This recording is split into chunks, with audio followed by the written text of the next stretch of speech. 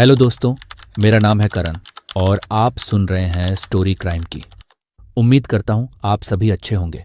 12 मई 2019 वक्त सुबह के करीब 7 बजे कर्नाटक के मंगलुरु में नेशनल हाईवे 61 पर एक अजीब खौफनाक घटना घटी।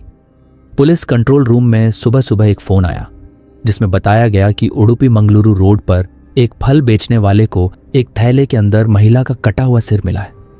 यह खबर सुनते ही पुलिस की गाड़ियां फौरन मौके पर पहुंची। थैले में महिला का सिर रखा था और सिर के ऊपर हेलमेट भी लगा हुआ था, लेकिन कोई पहचान का सबूत नहीं था। पुलिस ने टीमें बनाकर महिला के बाकी शरीर के हिस्सों की तलाश शुरू कर दी। अभी कुछ ही मिनट बीते थे कि कंट्रोल रूम में एक और फोन आया। इस बार खबर थी कि शहर के ईसाई कब्रिस्तान में लोगों ने एक लाश का धड़ देखा है। पुलिस मौके पर पहुंची और धड़ को अपने कब्जे में लिया, साथ ही शरीर के बाकी हिस्सों की तलाश भी शुरू कर दी। इसी बीच कंट्रोल रूम में तीसरी बार फोन की घंटी बजी। पता चला कि कब्रिस्तान से कुछ किलोमीटर दूर सड़क किनारे महिला के कटे हुए पैर भी मिले हैं। पुलिस के सामने अब तक एक बड़ा रहस्य था। सिर, धड़ और पैर तीनों जगहों पर मिले, लेकिन कोई भी सुराग नहीं था जो इस महिला की पहचान या उसके कातिल के बारे में कुछ बता सके। पुलिस के पास सिर्फ इतना ही था, एक बेनाम लाश के 3 टुकड़े। मामले की गंभीरता को समझते हुए पुलिस ने आसपास लगे सीसीटीवी कैमरों की फुटेज खंगालनी शुरू की ताकि कुछ सुराग मिल सके। ये एक ऐसा खौफनाक मामला था जिसने पूरे शहर को हिला कर रख दिया था। 3 अलग अलग जगहों पर एक ही महिला के शरीर के टुकड़े मिले, लेकिन पहचान और कातिल का कोई नामो निशान नहीं। पुलिस की मेहनत जारी थी और सबकी उम्मीदें सीसीटीवी फुटेज से ही बंधी थीं। जैसे ही सिर, धड़ और पैर मिलने की खबर फैलती है, पूरा शहर दहशत में आ जाता है। पुलिस ने लाश के इन तीनों हिस्सों को जिला अस्पताल में रखवाया और इस खबर को आसपास के सभी थानों में प्रसारित कर दिया। ये पता लगाने के लिए कि कहीं किसी महिला की गुमशुदगी की रिपोर्ट दर्ज हुई है, शहर के सभी थानों के रिकॉर्ड्स खंगाले जाने लगे। इसी बीच मंगलुरु साउथ पुलिस थाने में एक शख्स पहुंचा और उसने बताया कि उसकी बहन पिछले 1 दिन से लापता है। पुलिस उस शख्स को जिला अस्पताल ले जाती है, जहां वह लाश की पहचान अपनी बहन के रूप में करता है। महिला का नाम था श्रीमती शेट्टी, उम्र थी 39 साल। इंडियन एक्सप्रेस की रिपोर्ट के मुताबिक श्रीमती शेट्टी कंकनाडी इलाके में एक इलेक्ट्रॉनिक्स की दुकान चलाती थीं और साथ ही ब्याज पर रुपये उधार देने का भी काम करती थीं। अब पुलिस के सामने एक ही सवाल था, श्रीमती शेट्टी का कातिल कौन है और उसने इस खौफनाक कत्ल को क्यों अंजाम दिया? पुलिस के लिए यह केस अब एक चैलेंज बन चुका था और उन्हें हर हाल में कातिल तक पहुंचना था।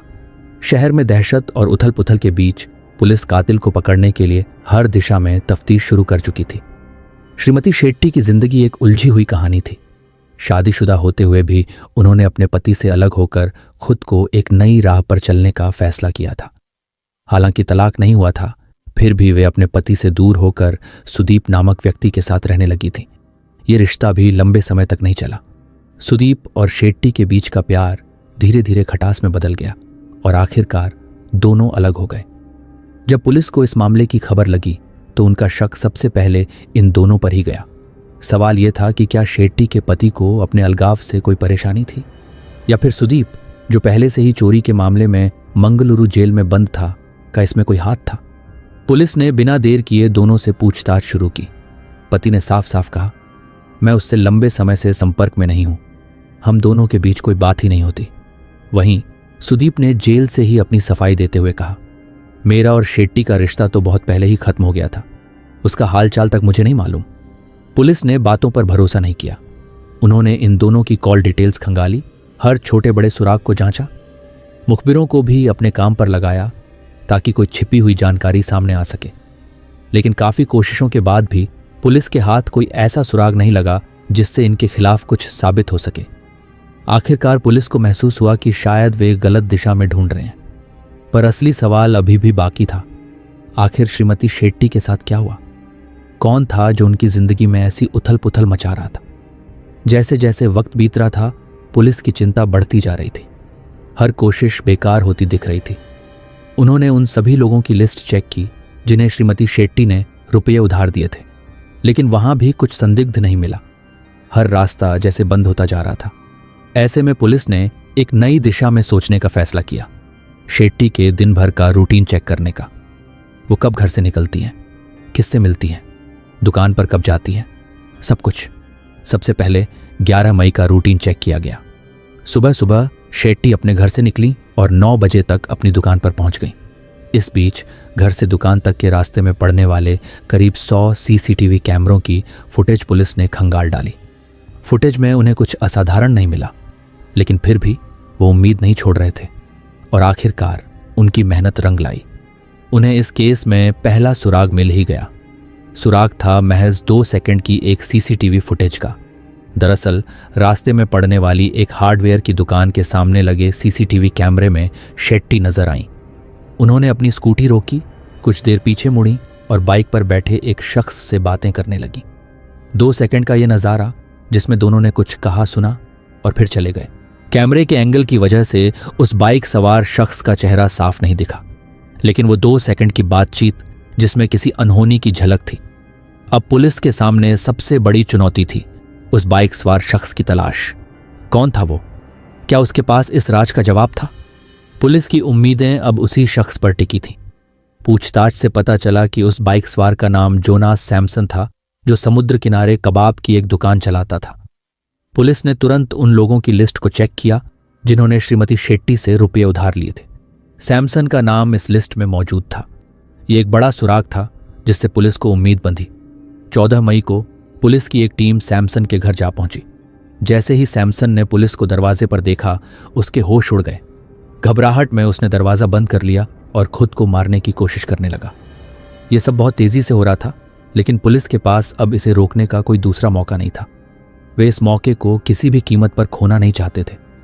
कुछ पुलिस वाले तुरंत दीवार पर चढ़ गए, छत की टाइल्स तोड़ी और नीचे कूद गए। किसी तरह सैमसन को हिरासत में ले लिया गया। सैमसन के चेहरे पर डर साफ झलक रहा था, पर पुलिस ने हार नहीं मानी। लंबी और कड़ी पूछताछ के बाद आखिरकार सैमसन टूट गया। उसने कबूल कर लिया, हाँ, मैंने शेट्टी का कत्ल किया। सैमसन कबाब की दुकान चलाता था और उसने शेट्टी से कुछ रुपये उधार लिए थे। उसने बताया, मैंने आधे पैसे लौटा दिए थे, पर बाकी की रकम अभी भी बाकी थी। शेट्टी उसे सबके सामने ही अपने पैसे मांगने लगती थी और कई बार गुस्से में उसने सैमसन के साथ गाली गलौज भी की थी। ये बात सैमसन को हर बार चुभ जाती थी। शेट्टी जब भी उससे पैसे मांगती, सैमसन बहाने बनाकर इधर उधर गायब हो जाता। 11 मई 2019 का दिन, वो दिन जब सब बदल गया। शेट्टी बिना सैमसन को फ़ोन किए सीधे उसके घर जा रही थी। सैमसन को यह बिल्कुल भी मंजूर नहीं था। उसकी आत्मसम्मान और गुस्से ने मिलकर उसे कुछ ऐसा करवा दिया जिसका उसे पछतावा हमेशा रहेगा। शेट्टी और सैमसन का आमना सामना उस दिन सड़क पर हुआ जब शेट्टी ने अपनी स्कूटी रोककर सैमसन से रुपए मांगे। सैमसन ने थोड़ा टाल मटोल किया और बोला, बस 2 मिनट में घर पहुंचता हूं, वहीं पर बात करते हैं। शेट्टी मान गई और सैमसन के घर पहुंच गई। वहां सैमसन की पत्नी विक्टोरिया मैथियास भी मौजूद थी। शेट्टी ने जैसे ही रुपयों की बात शुरू की, सैमसन का चेहरा उतर गया। उसे शेट्टी का इस तरह उसकी पत्नी के सामने रुपये मांगना बिल्कुल पसंद नहीं आया। गुस्से में आकर उसने पास पड़ी लकड़ी का तख्ता उठाया और शेट्टी के सिर पर जोर से 2 बार वार कर दिया। शेट्टी वहीं लहूलुहान होकर गिर पड़ी। सैमसन के चेहरे पर घबराहट और डर साफ झलक रहा था। उसने जल्दी जल्दी विक्टोरिया को बुलाया और दोनों ने मिलकर शेट्टी की लाश को बाथरूम में खींच लिया। अब स्थिति को और खराब होने से बचाने का एक ही रास्ता दिखा, लाश के टुकड़े करना। सर्द खामोशी के बीच दोनों ने मिलकर शेट्टी की लाश को टुकड़े टुकड़े कर दिया। सैमसन ने रात का इंतजार किया ताकि अंधेरे में इन टुकड़ों को ठिकाने लगाया जा सके। रात होते ही सैमसन ने शेट्टी की स्कूटी का इस्तेमाल किया और लाश के टुकड़ों को शहर के अलग अलग हिस्सों में फेंक दिया। अंत में स्कूटी को पुलिस थाने के पास खड़ा कर दिया ताकि किसी को शक न हो। अगले दिन विक्टोरिया ने बड़े इत्मीनान से घर की सफाई की, हर खून का निशान मिटा दिया और फिर अपने रिश्तेदार के घर चली गई। लेकिन हकीकत से भागना इतना आसान नहीं होता। पुलिस को शक हो गया और 15 मई को विक्टोरिया को भी गिरफ्तार कर लिया गया। पति पत्नी दोनों पर हत्या का केस दर्ज हुआ। कोविड की वजह से अदालत में सुनवाई में देरी हुई, लेकिन 2 साल के बाद 48 गवाहों के बयान दर्ज किए गए। आखिरकार 13 सितंबर 2024 को अदालत ने सैमसन और विक्टोरिया को आजीवन कारावास की सजा सुना दी। दोस्तों, आपका इस केस के बारे में क्या राय है, हमें कमेंट बॉक्स में ज़रूर बताएं। और ऐसी ही सच्ची घटना की कहानी सुनने के लिए चैनल को लाइक सब्सक्राइब करना न भूलें। मैं मिलता हूं आपसे अगली कहानी में। जब तक के लिए आप अपना और अपनों का ख्याल रखें। धन्यवाद।